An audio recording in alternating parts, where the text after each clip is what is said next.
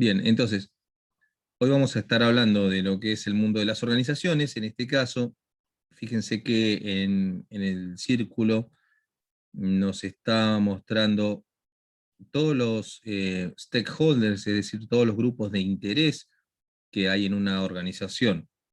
Todo en función de cómo se inserta en el contexto. Por eso habla de un entorno cambiante.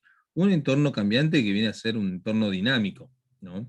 Es decir, que van pasando cosas permanentemente, a su vez en la organización van sucediendo cambios, pero a diferencia de unos cuantos años atrás, donde analizábamos el fenómeno organizacional exclusivamente de una mirada interna, es decir, los cambios que hacíamos en las organizaciones por las organizaciones. Y en muchos casos no se tenía en cuenta qué pasaba en el entorno.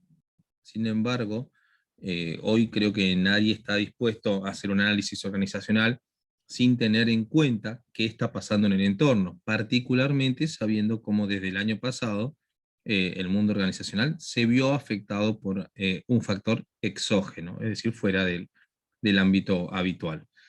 Entonces, fíjense, ahí pueden haber accionistas, puede ser la misma sociedad, clientes, proveedores, los mismos empleados, ¿no? Quieren saber y tienen un tipo de interés en cómo le va, cómo marcha la organización, los socios que pueden ser dueños, quienes les proveen servicios, esto habla de proveedores o acreedores, un banco, los entes reguladores. Entonces el Estado también le interesa saber qué pasa con las organizaciones, sean mismo del Estado, sean empresas privadas.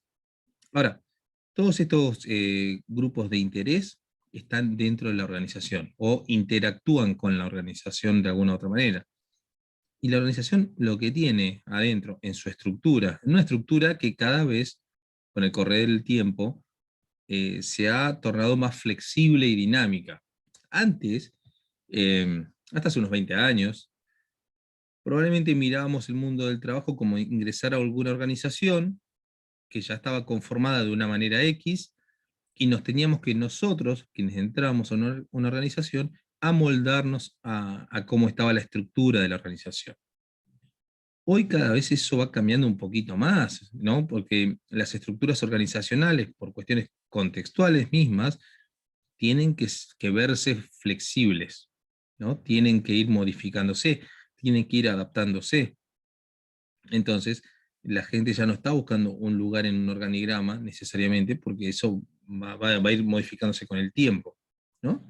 Entonces, lo primero que te dice esto desde el mundo de la administración o del mundo de la gestión, que es eso que a nosotros nos gusta estudiar, es que nuestra organización nuestra organización, digamos, como punto de análisis, va a estar basada en procesos. ¿Sí? Nosotros estamos buscando, fíjense que hay líneas de pensamiento como el Kaizen, es decir, la mejora continua, en donde vemos estos procesos de planificar, de organizar, de dirigir, motivar y controlar una vez tras otra, ¿no? O sea, son procesos que no se acaban, sino que simplemente eh, se reven, ¿no? Llegan un momento que se controla, se revé, se planifica nuevamente y comienza otro ciclo. ¿Por qué empieza otro ciclo? Por ese entorno cambiante.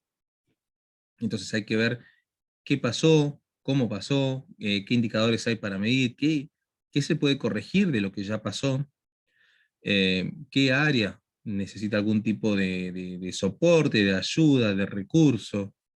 ¿Sí? Entonces, los procesos son súper importantes. En esos procesos va a mostrarse que para las organizaciones va a ser fundamental la mismísima estructura de la organización, cómo la vas a estar adecuando al negocio o a la industria que te dediques. Dice la tecnología, pero pensemos la tecnología no en tanto recursos tecnológicos, sino en tanto conocimiento que luego va a verse reflejado con recursos tecnológicos, ¿viste? Es decir, acá lo que importa es el conocimiento y cómo administras el conocimiento. Fíjense a qué punto habrá llegado, que el año pasado, o de hace un par de años en realidad, Argentina tiene una ley de economía del conocimiento. O sea, el desarrollo del conocimiento luego aplicado al mundo de las organizaciones es súper importante para un país como el nuestro. Y lo siguiente es la parte, digamos, más dinámica de una organización, que es la estrategia. ¿Por qué es la más dinámica? porque es donde vos vas a planificar o vas a, mejor dicho, accionar, vas a establecer el curso de acción de una organización. Va a unir todos esos puntos que habitualmente son inflexibles o que están dados de una manera tal que estamos acostumbrados a escuchar que no se deben modificar.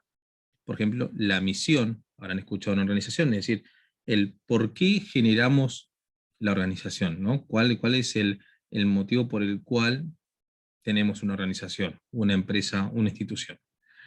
Luego la visión, es decir, ¿a dónde apunta a llegar una organización?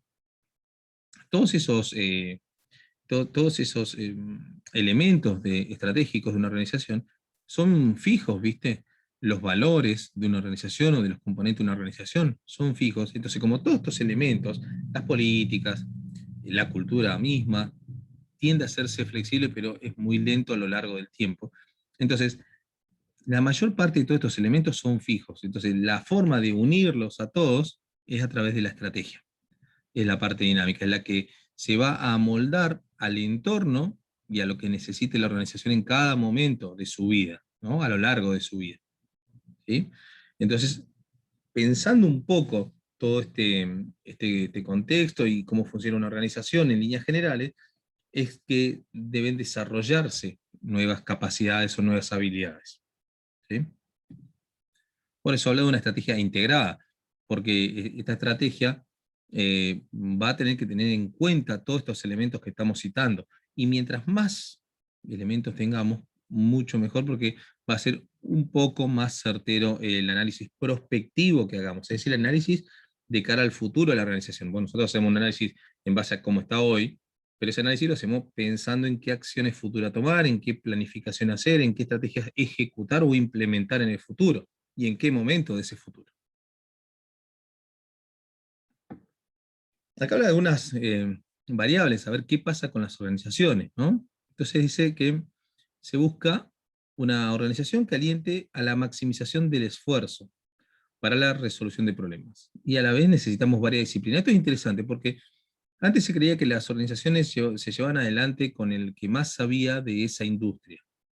Entonces teníamos muchos CEOs o presidentes de organizaciones que, bueno, para el mundo productivo eran, o venían del mundo específicamente productivo, digamos ingenieros, por ejemplo, o del mundo de las finanzas, ¿no? De quienes controlaban la parte económico-financiera de una organización, contadores y demás.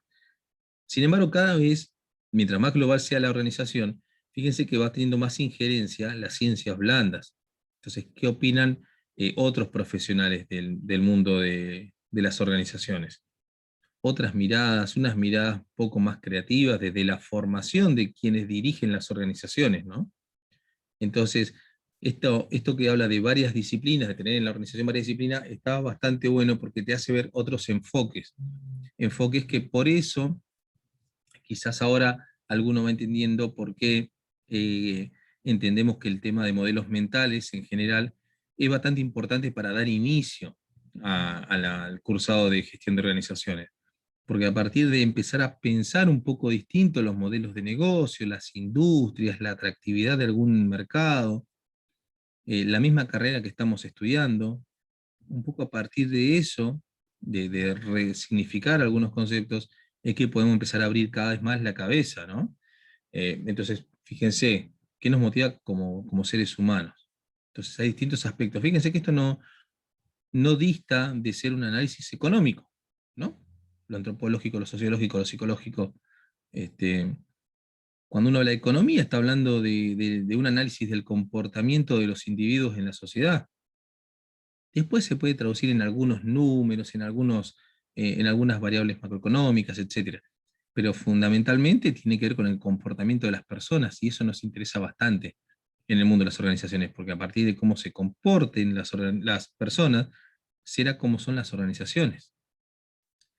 Luego, ¿cuáles son las posibles reglas de juego? ¿No? Los derechos de decisión, los tipos de conocimiento, algunos incentivos, etcétera.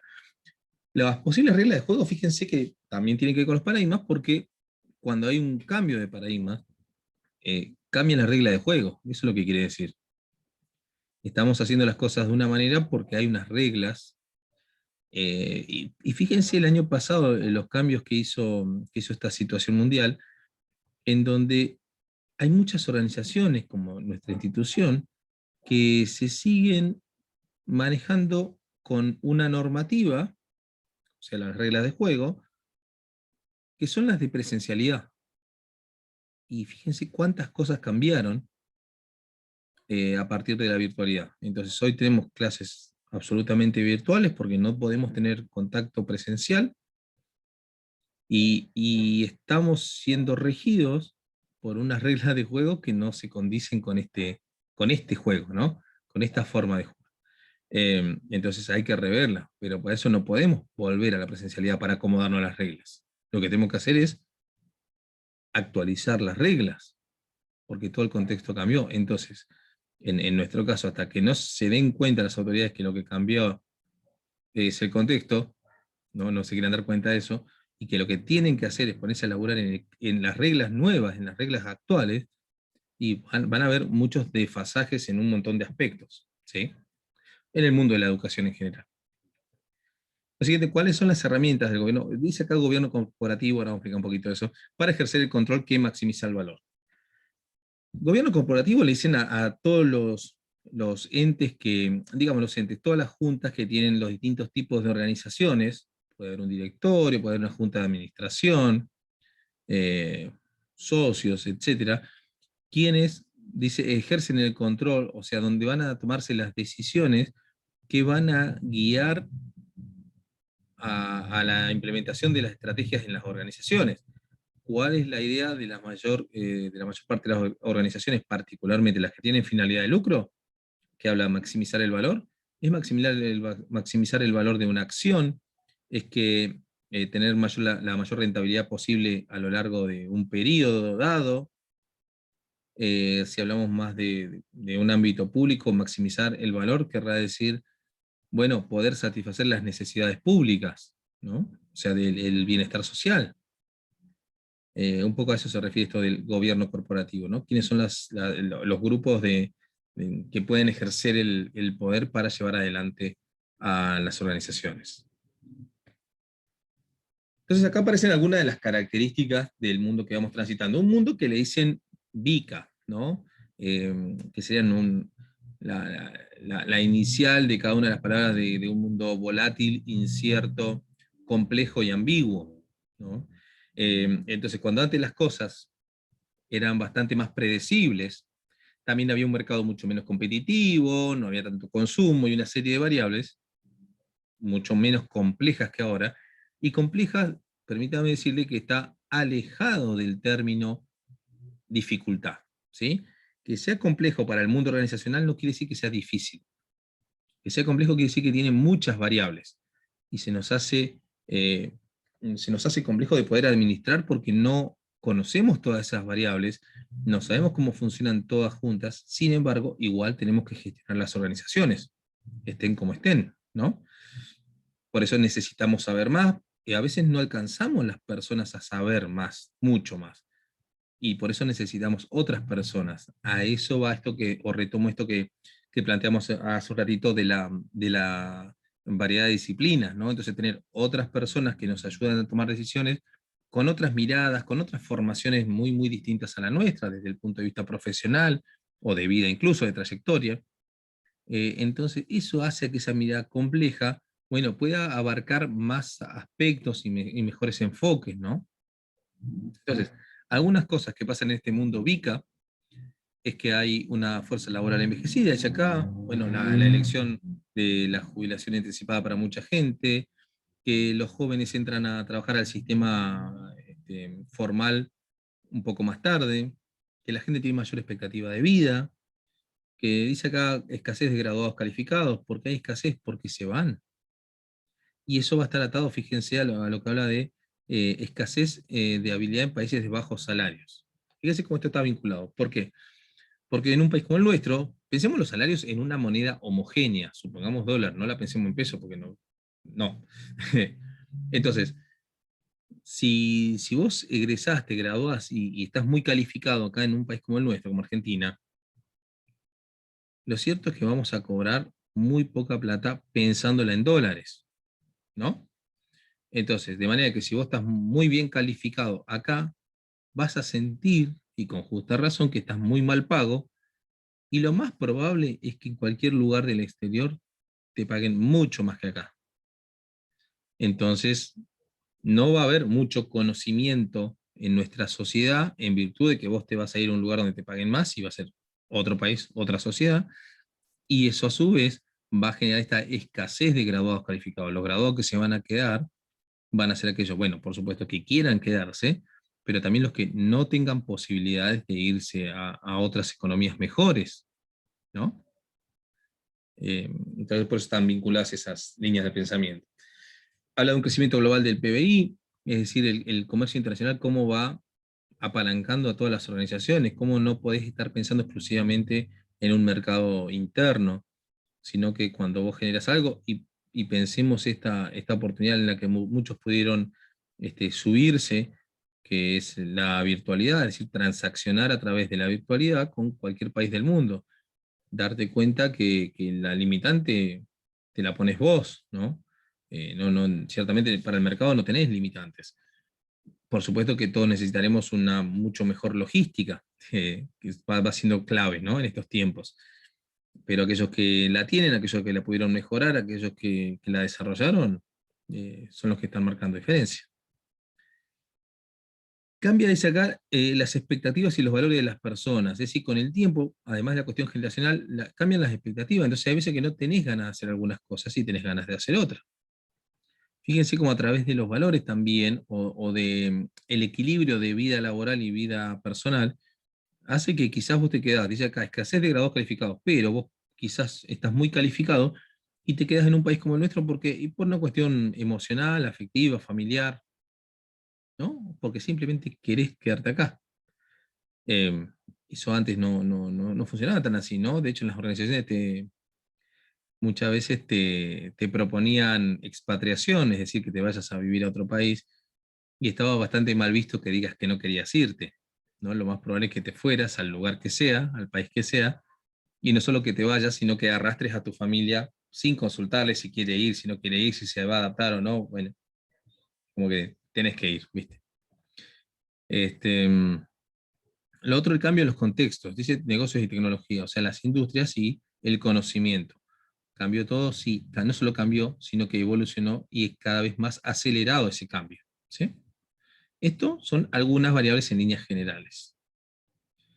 Ahora, empezamos a vincular el mundo de la gestión de organizaciones, es decir, esas escuelas de administración que hablamos en alguna clase anterior y que la tienen disponible, con las revoluciones industriales. O sea, hubieron en nuestra historia más moderna 4 puntos de quiebre en los procesos productivos, de manera tal que también motivaron o generaron a que tengamos que gestionar de manera distinta, porque no podemos gestionar de la misma manera unos ferrocarriles de hace 150 años con una plataforma web, ¿sí? Necesita distintas habilidades, distintas características de las personas a cargo de los proyectos. Los mismos operarios tienen distinto nivel de conocimiento. Entonces aparecen, fíjense, las 3 primeras que están en azul, y un poco viendo esos sistemas productivos y hasta dónde fueron llegando, ¿no? Pero desde el punto de vista siempre de los bienes, ¿sí? No habla de los productos tanto en función a los servicios. Sin embargo, con la digitalización, o Internet de las cosas, dicen, entre otras cuestiones, ya se ve mucho más de manifiesto esta actualidad en donde tenemos un mundo más de servicios que de bienes, ¿no? A nivel productos. Entonces, fíjense cómo fue mutando, con lo cual es muy distinto gestionar una empresa de servicios que que una fábrica, ¿no? De algún tipo de bien. Entonces, eso hace marcar también las formas en que gestionamos los cambios de paradigma en el punto de vista organizacional y de dirección organizacional. A su vez, fíjense que va a necesitar distintas capacidades de las personas, no solamente de los operarios, sino de los dirigentes, ¿no? O sea, de todo el ámbito. Por eso es que vamos a analizar un poquito esta teoría de las generaciones humanas y ver cómo se comportan o cómo se comportaron a lo largo del tiempo las generaciones, de acuerdo también a este impacto en las revoluciones industriales. Hay una película muy vieja, que se llama Tiempos Modernos, con Charles Chaplin, y donde te muestran este cambio en las revoluciones industriales, ¿no? Es muy interesante y un poco escalofriante pensarlo tan actual luego de más de 80 años de haber sido grabada la película, ¿no? Entonces, cuando hablamos de generaciones humanas, estamos hablando de todas estas y de los últimos, ¿no? Estos nativos digitales, y los tradicionalistas, aquellos, digamos, que impactaron en la primera mitad del siglo pasado, ¿no? Que nacieron en ese tiempo y después entraron al mundo laboral. Entonces vamos a hacer un repaso breve por cada uno de ellos.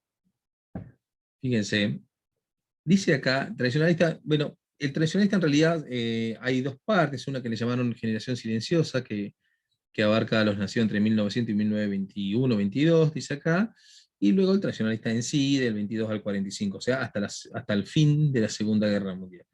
Algunas de las características, y esto yo lo pienso, cuando lo veo, lo repaso, me recuerdo de mi abuelo, ¿no? ¿Cuáles eran sus intencionalidades? Aprender a vivir con poco, dice acá, el ahorro es guardar para el invierno. Ese guardar para el invierno, pensemos que el ahorro tiene que ver con este concepto de postergar satisfacción de hoy para poder tenerla en el futuro. O sea, si hablamos de dinero, no lo queremos gastar hoy para poder gastarlo más adelante, porque creemos que va a ser más beneficioso. De todas maneras, mi abuelo no pensaba que lo que fuera a ser más beneficioso después, sino que había que guardar por las dudas, ¿no? Por si llegara a pasar algo, para el momento del retiro, decía, para que cuando se jubile. Dice, patriotismo, trabajo duro de la casa al trabajo y trabajo a la casa. Es decir, su mundo constaba fundamentalmente de trabajar, además, ¿no? O sea, lo más importante era la casa, el trabajo incluso por encima de la familia. Ahora, tenía fe en las instituciones. Instituciones, pensemos en algo así como las cuestiones tradicionales, ¿no? Como puede ser el casamiento o la iglesia. Dice un modelo militar de cadena de mando, un modelo también, pensémoslo, bastante machista, ¿no? O sea, la familia tradicional, el hombre sale a trabajar, la mujer no sale de la casa a trabajar, cría a los hijos, y cuando lo pienso digo, pues claro, con razón, mi abuelo tenía 10 hermanos, y mi abuela eran 9 hermanos en total. Y fíjense que eso ya no pasa, entonces cambió también con el tiempo este modelo de familia, ¿no? Incluso, bueno, hablaremos más actualmente también de familias ensambladas y otras variables, pero sin duda que cada familia verá que 3 o 4 generaciones atrás eran más cantidad de hermanos y cada vez van siendo menos, en general. Dice, el retiro se ve como merecido, es decir, esa jubilación es ansiada, es esperada por esta gente, creen que es merecida, es decir, que luego de trabajar tantos años, recién después tienen derecho a ser felices, digamos, no durante, no mientras están laburando. Y creen en esa lógica. Algunos de los valores que desarrollan o que tienen esta gente a lo largo de ese tiempo es sacrificio, trabajo duro, conformismo. Yo me recordaba cuando leí estas cuestiones que mi abuelo no quería ascender, él solamente quería laburar, ¿no? O sea, su sensación de seguridad, dice ahí ley, orden, respeto por la autoridad, es decir, él nunca iba a querer el trabajo de su jefe, por ejemplo. Nunca lo consideró, nunca se le cruzó por la cabeza, simplemente su vida era eh, trabajar el día a día, el buscar seguridad en tener un sueldo fijo a fin de mes y con eso administrarse. No tenía mucha mayor expectativa que eso. Luego aparecen los baby boomers, es decir, luego de lo que sería el fin de la Segunda Guerra Mundial, ¿no? Entonces empiezan a tener otras formas de pensar, dice, optimistas pero a la vez competitivos. El mercado se empieza a poner más competitivo, ¿no? Aparecen acá algunas variables, dice ahí, generan cambio en todos los sectores de actividad, objetos, productos de consumo. O sea, productos de consumo quiere decir, empiezan a haber cada vez más marcas para lo mismo. Pensemos que en la generación anterior estaban, no sé, los vehículos Ford y lo único que se fabricaba eran Ford, y los hacía negro porque a Ford le parecía así. Es decir, el cliente no podía elegir. Cuando empieza a haber variedad, cuando empieza a haber competencia, entonces hay estos productos de consumo, algunos, después empiezan también los masivos, consumos masivos, pero por ejemplo un vehículo que no era tan habitual, ya tiene competencia, entonces ya la gente puede elegir. ¿Viste? Entonces empieza a cambiar todo esto, el sistema de construcción, el trabajo, Dice alto nivel de educación, ¿por qué? Porque ya fue una generación en la que nuestros abuelos querían que sus hijos vayan a la universidad, sean mejores, tengan un mejor futuro, que no pasen las penurias que pasaron muchos de ellos, ¿sí? Por supuesto que en otro contexto también, ¿no? Pero sí se empieza a notar un cambio en la profesionalización de un montón de actividades. Dice, sienten que son lo que son en el trabajo, que pueden ganar dinero y disfrutar y triunfar, compensando las privaciones de la generación anterior. Es decir, por eso un poco todo lo que van ganando lo van usando estas generaciones, no como las anteriores que lo acumulaban para después. De hecho, bueno, si alguno, como pasó a mí, se les muere el abuelo y después se encuentra revisando libros y encuentra dinero. Desgraciadamente no guardó dólares, guardó los pesos de aquel momento que ya no sirven pero ni para colección. Mire, tienen un montón de ceros y no sirven para nada. Gastan, aparece, fíjense este concepto de consumo a plazo. Es decir, antes se cobraba y se pensaba en gastar lo que se cobraba. De hecho, había muchas formas de crédito personal, ¿no? Vos tenías, no sé, el almacén y había una cuenta a tu nombre y vos utilizabas de ahí. Y después, cuando tu hijo cobraba, iba y pagaba.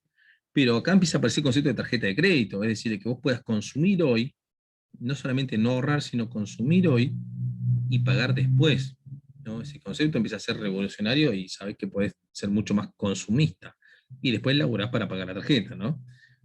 Habla de esto de workaholics, es decir, gente fanatizada con el mundo del trabajo, con trabajar puntualmente, pero que descuida bastante a la familia. En el anterior no era que descuida a la familia, sino que la prioridad era trabajar. Acá se busca laburar, pero en función también de una competitividad, de ser el mejor ¿no? En todo un ámbito.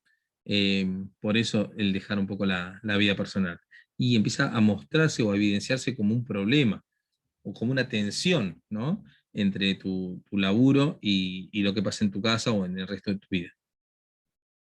En el retiro, con respecto a lo que es la jubilación, quieren seguir trabajando de una manera u otra. Fíjense que creo que muchos encontraremos casos yo tengo un vecino que se jubiló y lo primero que hizo fue buscar un trabajo y encontró de sereno en una empresa. No tanto por lo que cobrara, ciertamente no tenía que ver, por lo menos exclusivamente con una cantidad de dinero, sí tenía que ver con la necesidad de seguir sintiéndose útil, ¿no? De esta persona. Le era fundamental tener una rutina, de saber que lo estaban valorando de alguna manera en otro lugar, que tenía una cierta responsabilidad, etcétera, ¿no? Entonces ya el retiro o esa jubilación empieza a verse un poco más distante, algo que no le sienta cómodo a esta generación.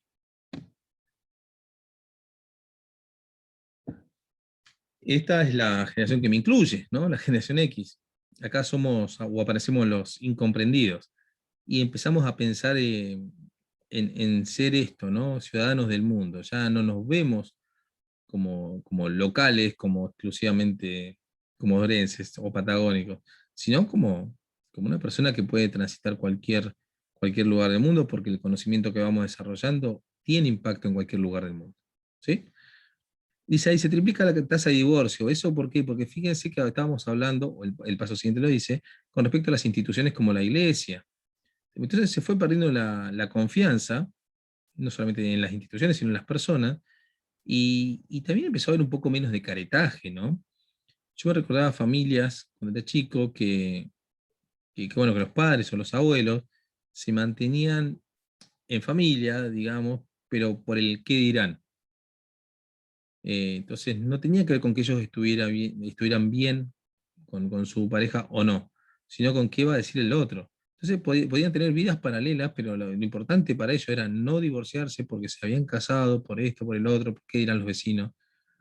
Y en el caso que pasó acá en Argentina, un poquito más adelante fue, ¿no? Que en esta época, cuando sucede la ley de divorcio, automáticamente hubieron una cantidad de divorcios, pero a la vez hubieron mucho más casamientos, porque ya la gente se sentía habilitada a divorciarse.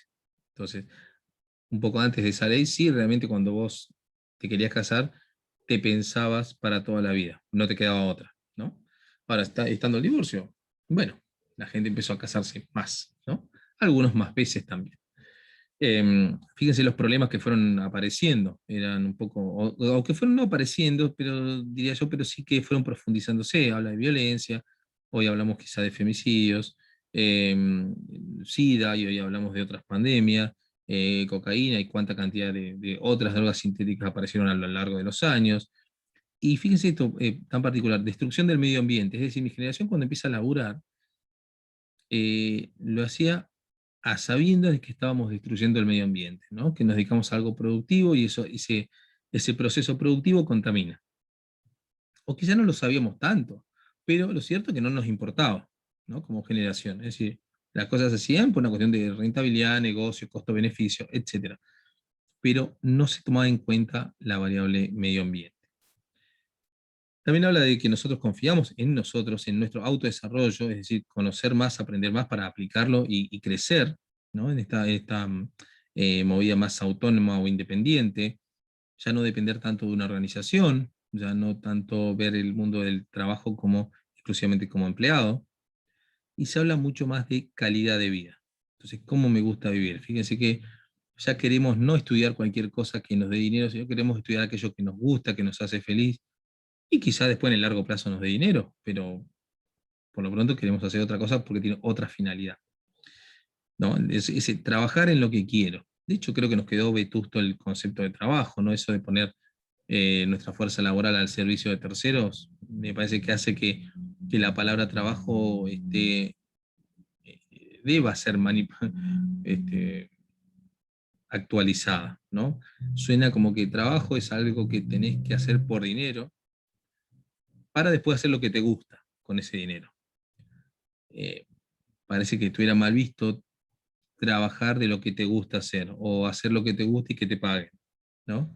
Suena un poco raro, pero bueno, a mí siempre me sonó como que la palabra trabajar era mala, ¿no? Era una obligación y que no estaba bueno.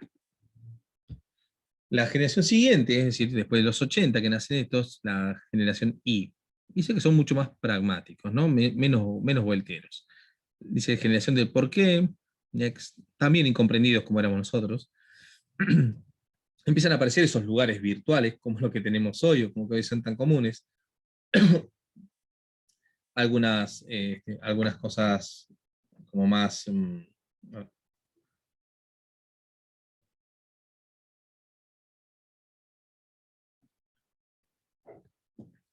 bueno, dice la velocidad, la customización es esa personalización de los productos, ¿sí?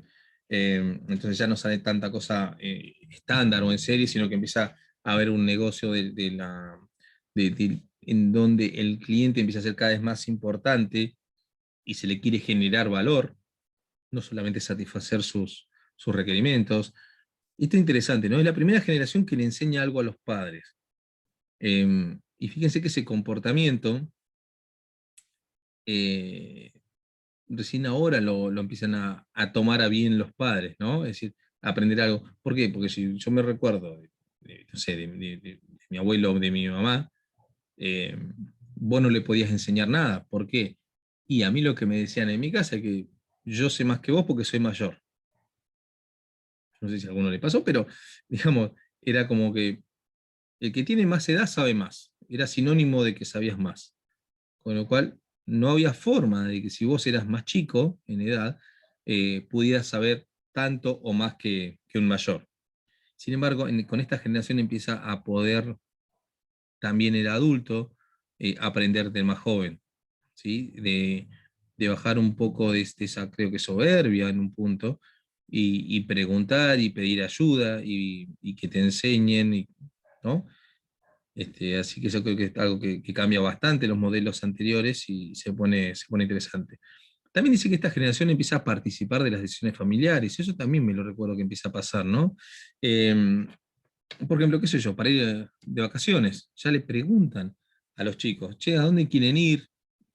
O por lo menos dónde les gustaría ir.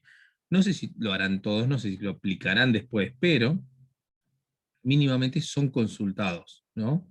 Se les explica por qué las vacaciones o por qué ir a tal lugar y también te escuchan para ver por qué sí o por qué no. Entonces, digamos que hay muchos temas que ya participa toda la familia y no es lo que le decían, el jefe de familia que decide, o los padres exclusivamente, sino que hay un poco más de una línea de consenso, se puede decir.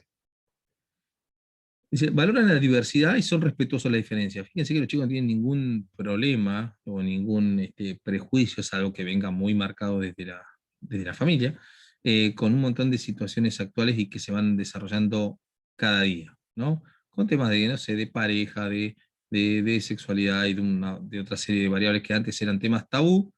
Sin embargo, las generaciones actuales como que, no sé, la novedad le dura un ratito y ya pasó, ¿no? Sigue todo como si nada, como debiera ser, digamos, ¿no?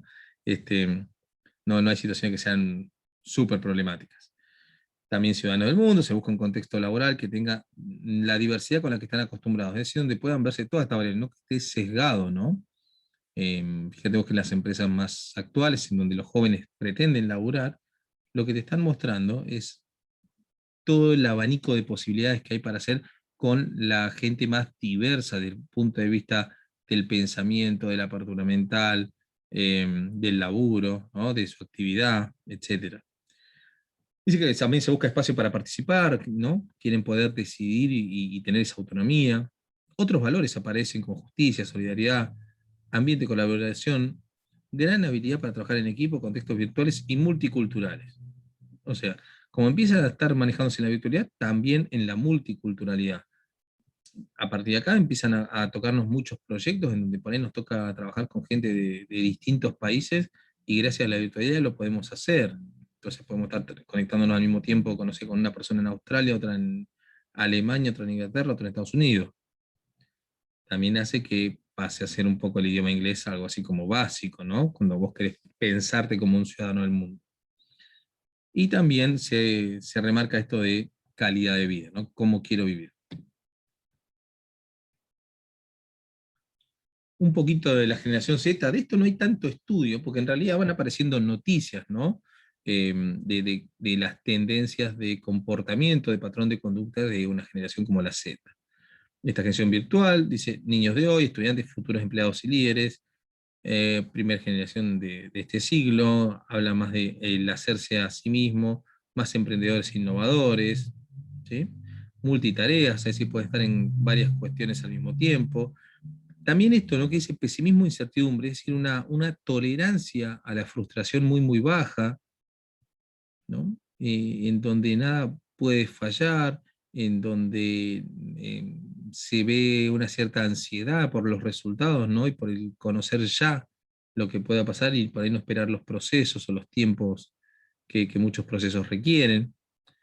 Y esto que hablamos de los nacimientos, ¿no? Fíjense, son hijos únicos o de familias reducidas, sobreprotegidos, estos más chiquitos, ¿no? Pero también presionados en lo académico. Le temen al fracaso y son cautos en visualizar el futuro. Es decir, no pueden verse tan fácilmente en ese análisis prospectivo que hablamos al principio de la clase de hoy. Entonces, este cuadro, lo voy a dejar ahí para que lo lean y lo vayan analizando. Lo que va a estar cruzando son a las generaciones que están en el mundo del trabajo. No está la generación Z que está incorporándose poco a poco al mundo del trabajo, pero estas cuatro generaciones, fíjense las características a grandes rasgos en función del estilo de trabajo que tenía cada una de esas generaciones en su momento, de cuál es la relación con respecto a la autoridad y al liderazgo. La autoridad, pensemos, era como lo formal de una organización, y en un principio parecían como sinónimos de liderazgo, y hoy sabemos que está bastante distante el liderazgo de la dirección de una organización, ¿no? El liderazgo tendrá que ver con un proceso de influencia sobre pares y sobre otros, y la dirección tiene que ver con esa autoridad que te da la organización para que vos puedas tomar decisiones por sobre los subordinados, ¿no? Aparece también esta variable de reconocimiento, es decir, cómo le gustaba a la gente ser reconocidos o cómo eran reconocidos cada generación y cómo le interesa a uno verse reconocido. Cuando habla de balance, habla de este equilibrio que se busca entre vida personal y vida laboral, qué cosas son importantes para cada generación, en líneas generales, ¿no? La lealtad a qué también, sí, a la organización, a la familia, a vos mismo, ¿viste? Un poco eso, y qué pasa con la relación de cada generación con respecto al conocimiento en tanto tecnología. ¿Sí? Y ahí empieza a verse un poquito todo esto de las generaciones. Esto es una introducción, un breve repaso de esta teoría que tan bien expone Tamara Erickson en una nota que tenemos publicada y Paula Molinari en su libro Turbulencia Generacional, que tenemos también un video disponible en la plataforma para cuando tengan tiempo y ganas de ampliar y profundizar todos estos conceptos que estuvimos viendo hoy. Así que hasta ahí llegamos por ahora.